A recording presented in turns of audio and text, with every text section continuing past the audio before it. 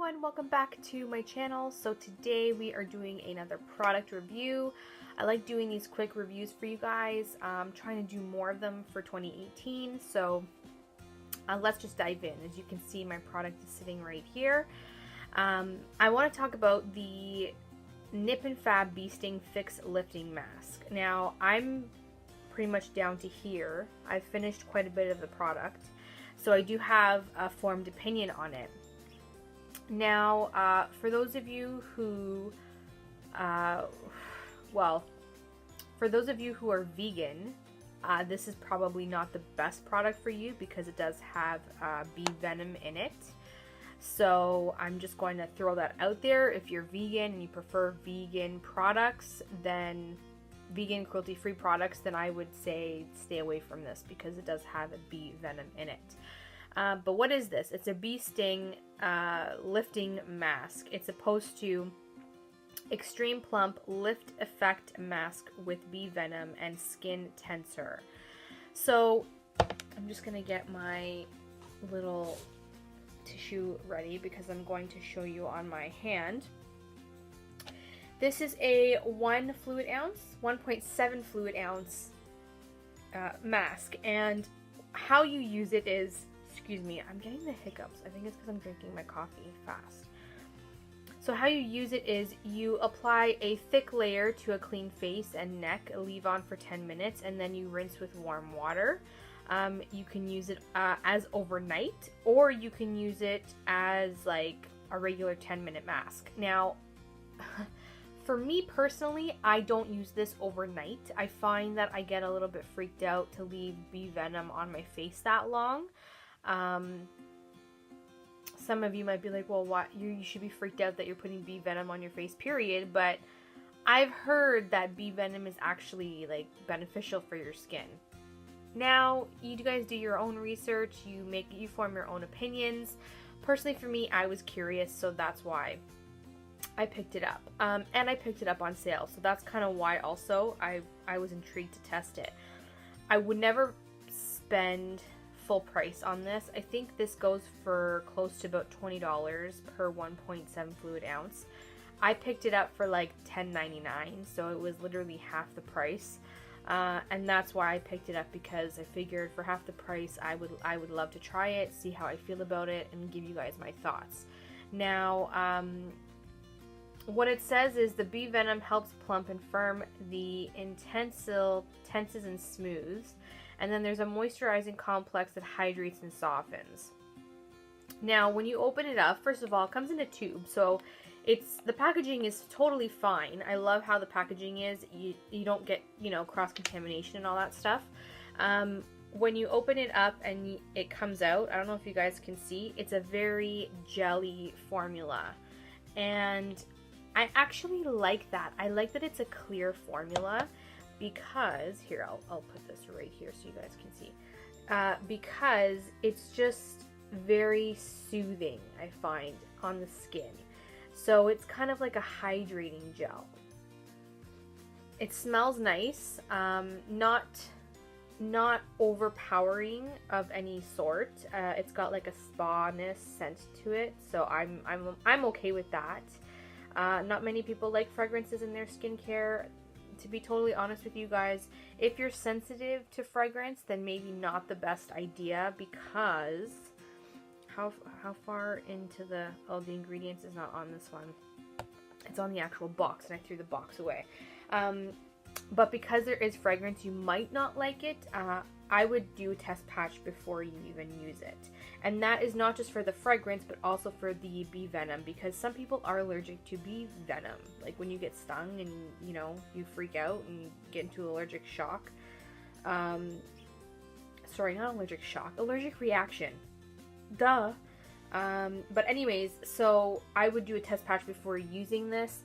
It is a gel consistency. As you can see, it's on my hand right now, and I just put like a thin layer to show you guys what the consistency was. What I like to do with this is I will wash my face at night. I will do a detoxing mask first. Then after that's done, I will go in and use this as my hydrating mask. and I will leave it on for 10 minutes, and I kid you not, when I go to the sink to rinse my face, this product has completely soaked into my skin that there's really not that much residue left on my skin from this puppy. And it leaves my skin feeling very hydrated and supple, and I didn't react to it at all. And I'm pretty sensitive, I would say. So that was the one thing I was concerned about with this product because of the venom in here. I was kind of scared that I might react really badly to it, and I really didn't. I was actually okay. So that's what I love about this, is that this particular mask seems quite gentle on my skin, and I am semi-sensitive. So if you are maybe anywhere near from semi-sensitive to normal to, you know, you can do anything with your skin and not have anything react to it, then I would definitely try it out. I find that the hydration this gives is so nice and supple to your face that you look like you just had a professional facial done. That's my personal opinion. I also find that this helped with my texture. Now, I am using a product right now to help me with texture for like a leave-on product. It's a serum. Before I was using that, I had started using this product, and this product had reduced my texture before I even started my texture serum. So that's how I knew that this was helping out on my when it came to my texture. And I was actually really impressed with that, because nowhere on this package does it claim that it will help with texture. I really do think that this is a great option for those of you guys on a budget. You don't want to go and dish out a lot of money for a some sort of texturizing product. You want to get something drugstore. In Canada, Nip and Fab can be found at Shoppers Drug Mart, and I think I've also seen it at Rexall, if I'm not mistaken. But I usually get mine at Shoppers Drug Mart. In the States, I'm not really sure where you guys get your Nip and Fab. I'm assuming at your local drugstore, whichever one that is. So I have to say, thumbs up, Nip and Fab. I really do like this product. I think it's great. You know, for retail price, the retail price is a little bit steep, but it does come from the UK. I can see why it's a little bit on the steeper side, but it does work. So even at $20 for 1.7 fluid ounces, it's still cheaper than going into Sephora and grabbing a high-end hydrating mask. I think in Sephora you're looking between $38 to all the way up to freaking maybe $80 for a hydrating mask. And if you can't afford that, then, you know, your next bet would be something like this. And this is great, and it's easy access at the drugstore, and I have to say it's fantastic. As long as you're not allergic to the bee venom, definitely try it out, and that you're not a vegan-only, cruelty-free consumer, because this is definitely not cruelty-free, and this is definitely not vegan only. So just throwing that out there for those of you who are, what can I say? So yes, I would consider repurchasing this again. I'm actually down to here right now, so I have just a little bit left.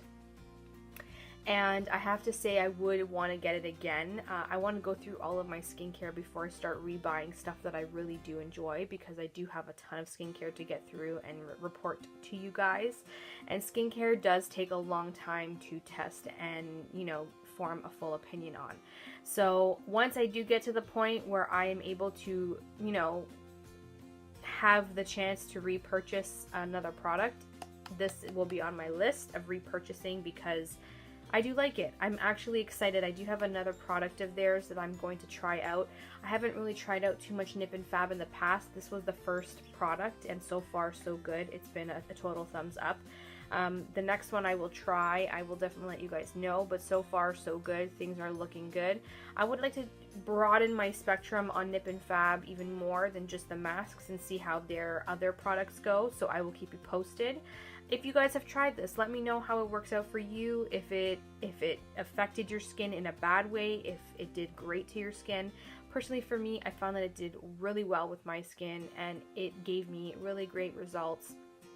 So I absolutely do enjoy this. As you can see now, my hand has, you know, completely soaked up the product. If I were to rinse my hand right now, there's really not that much residue left on my hand. Like, my skin has completely soaked it up, and it looks a lot better than this hand does, I find. It looks just more hydrating. So, you know, go figure. Go figure.